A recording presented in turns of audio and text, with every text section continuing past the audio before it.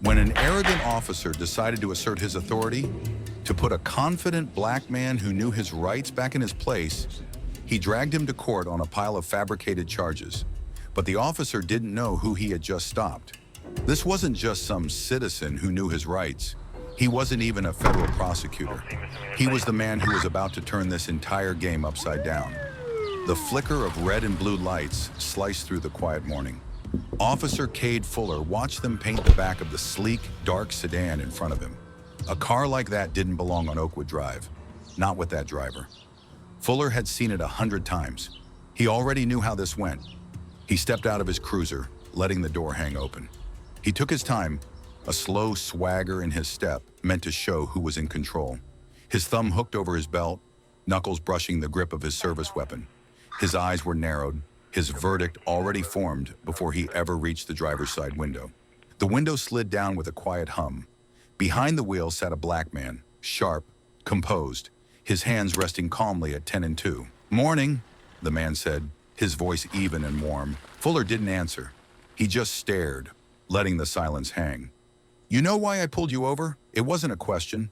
The driver met his gaze. "No, officer. Do tell." The tone was clipped. Not defiant, but definitely not sorry. It grated on Fuller instantly. "You crossed into the left lane without a signal." The man just gave a soft nod, reaching for his glove compartment, his movements slow and deliberate. "License and registration." He held them out. Fuller barely glanced at the papers. He read the name aloud, dragging out each syllable. "Avery Sterling." He let the name hang in the air with a smirk. "Where you headed in such a hurry?" "Work," Avery answered, his expression unreadable. "What kind of work?" Avery Sterling didn't even blink. "The kind that keeps people like you from crossing the line." That did it. Fuller's jaw went tight. "Excuse me?" Avery's head tilted slightly. "I said I'm on my way to work, officer." Fuller took a half step back. He hated this. The calmness, the confidence. There was no fear in this guy's eyes, no stammering, no pleading. Just a cool certainty that felt like a direct challenge to his authority. "Funny," Fuller muttered, pulling out his notepad and starting to scribble. "You people always think you're above the rules." Avery's eyes sharpened, but his voice stayed level. "I'm sorry, did you just say, you people?" Fuller didn't look up from his pad. "I said what I said." A thick silence stretched between them.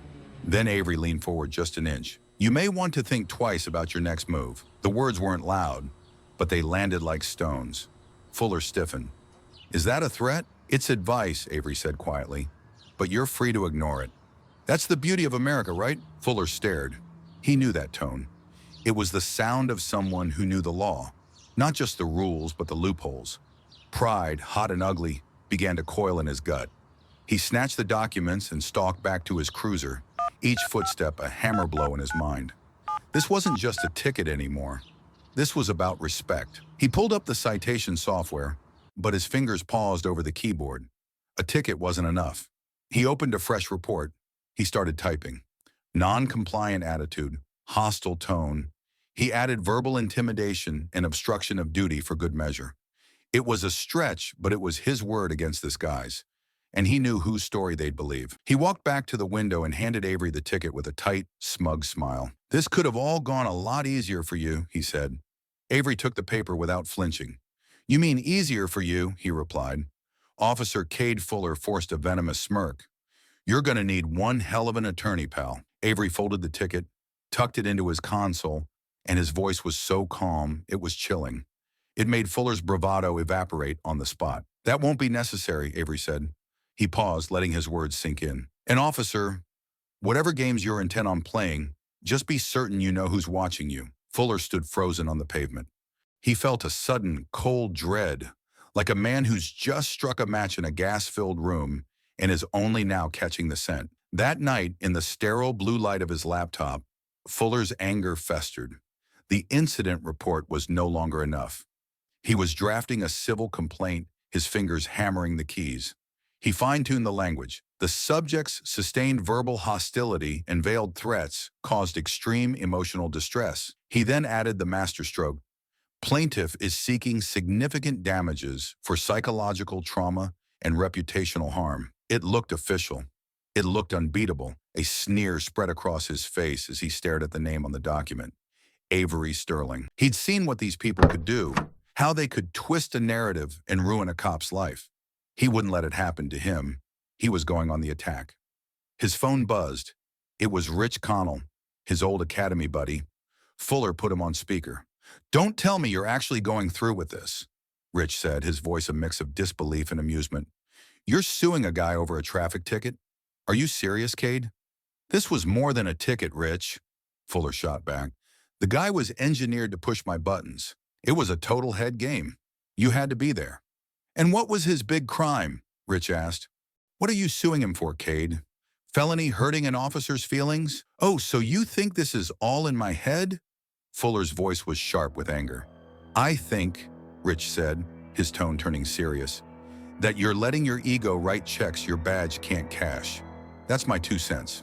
But you're a grown man." "Yeah, I am, and I already filed it," Fuller said flatly. "He'll be served next week." A heavy sigh came through the speaker. "All right. Well, don't call me when it blows up in your face." Fuller ended the call and slammed the phone down. The next day at the precinct, he put on a show for his colleagues, laughing as he recounted the story. "This guy had this whole high and mighty act, like he was the damn Supreme Court, and I was some rookie writing parking tickets." Officer Diaz, who'd been listening quietly, frowned. "I don't know, Cade. Be careful. I hear this Sterling guy might not be someone to mess with." Fuller scoffed. "Please, he's one of those. Thinks he's a crusader for justice because he's got a social media account and a thesaurus." Diaz said no more, but as Fuller walked away, he discreetly sent a text. "There's something you need to see. Call me." Meanwhile, across town, Avery Sterling calmly read the email notification of the lawsuit. His younger brother, Leo, was practically vibrating with anxiety beside him. "A civil suit? Are they insane?" Leo said. "What's the play here, Avery? Do we leak this? Get out ahead of the story?" Avery shook his head, a flicker of disappointment in his eyes. "We do nothing. Not yet." "What? Why?" Avery looked at his brother, his expression hardening with resolve. "Arrogance is a blindfold, Leo. Men like him get so focused on the punch they're throwing, they never see the one that's coming for them. He's running a tired, predictable playbook. Let him." The day of the first hearing, Officer Cade Fuller walked into the courthouse like he owned the place. He saw Avery Sterling sitting alone at the defendant's table, no high-priced lawyer in sight, and smirked. The whispers started immediately. "Is he representing himself? Can he even afford an attorney?" Fuller leaned over to his own lawyer, speaking just loud enough for the gallery to hear. "This guy's about to get steamrolled. Watch this." Judge Albright entered, a man whose stern expression suggested he had little patience for games. He scanned the docket, his eyes landing on Avery. "Mr. Sterling," he began, adjusting his glasses, "the record states you have chosen to represent yourself. I must advise you that your responses must be clear and concise for this court to proceed." Avery Sterling simply nodded once. No protest, no explanation, just a solid, watchful stillness that seemed to absorb the sound in the room. He wasn't defensive. He was waiting. From the back row, a man in a simple, dark suit watched, his eyes missing nothing. He leaned forward slightly, elbows on his knees, a picture of coiled readiness. Fuller's eyes scanned the gallery and caught the man's gaze. He didn't recognize him, but the man's quiet confidence sent a brief, unsettling chill down his spine. "Mr. Sterling," the judge continued, "do you have an opening response to the plaintiff's filing?" Avery stood, the motion fluid and unhurried. "Your Honor," he began, his voice even and unshaken, "I have no intention of wasting this court's time. I will speak only when it is essential." The delivery was flawless, measured, controlled, professional. Fuller leaned toward his attorney again. "He's rehearsed that," he muttered. "Probably binge-watched a few legal dramas." But even as he said it, a subtle shift was occurring. The bailiff took a second, longer look at Avery. The court reporter adjusted her headset, leaning in. This wasn't some nervous citizen. This was a man with poise. As the proceedings wrapped up, Fuller couldn't resist a final jab. He brushed past Avery in the aisle. "I don't know what you think you're doing," he whispered, "but you're in my world now, son. Around here, I am the system." Avery turned his head slowly, his eyes locking onto Fuller's.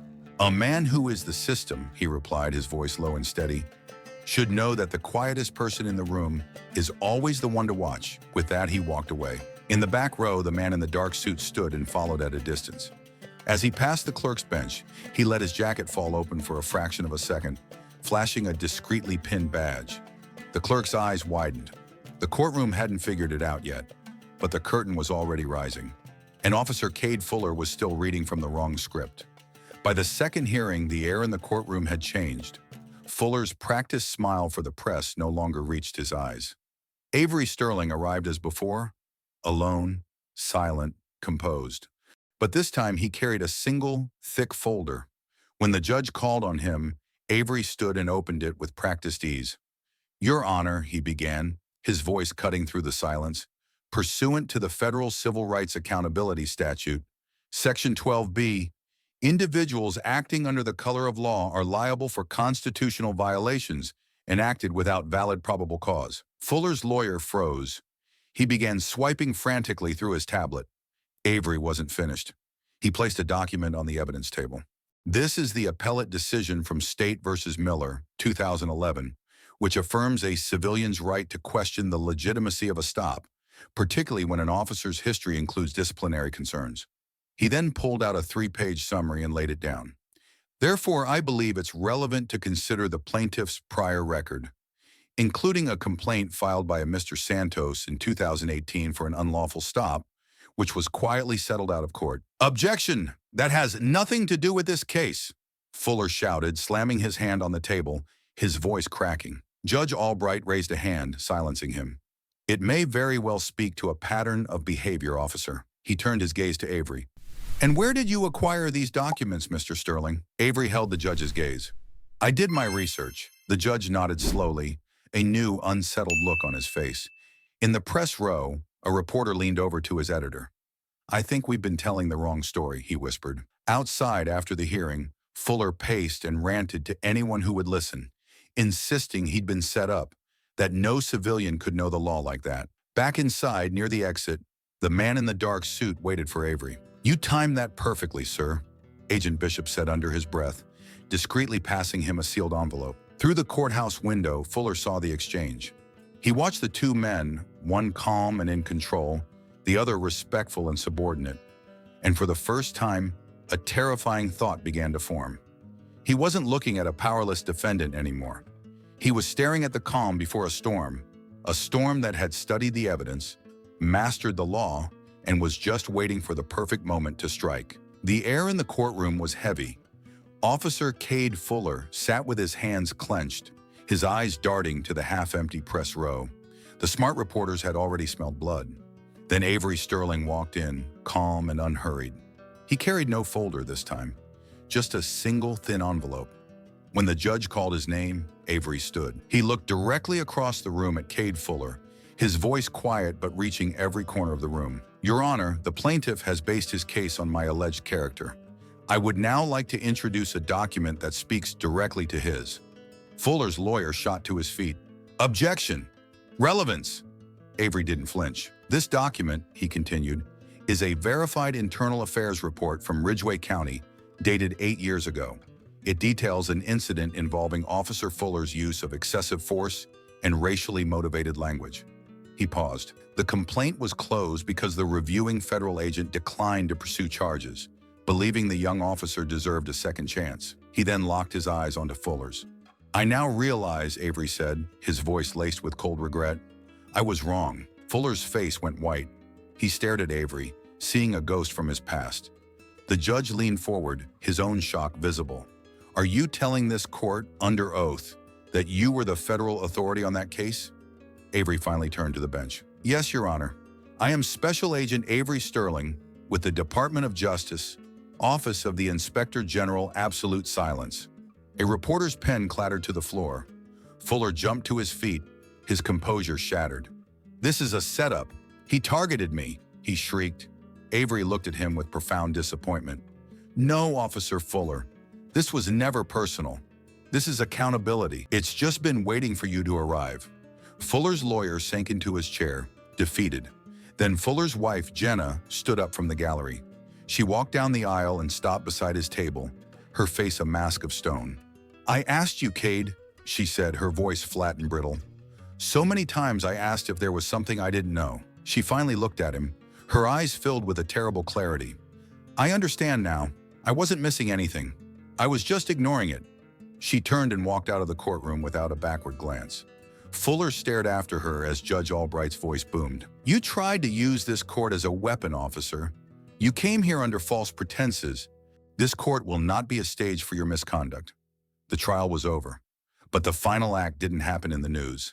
It happened 2 days later in a sterile room at headquarters. Fuller sat opposite his captain, whose face was etched with disgust. The DOJ wants to charge you, Cade, the captain said, his voice cold. Perjury, civil rights violations, the works.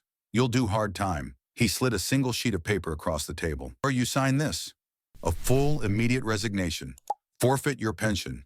You walk out today, and the department makes this go away. It's the only deal you're going to get. Fuller stared at the paper as his world collapsed. His once steady hands trembled.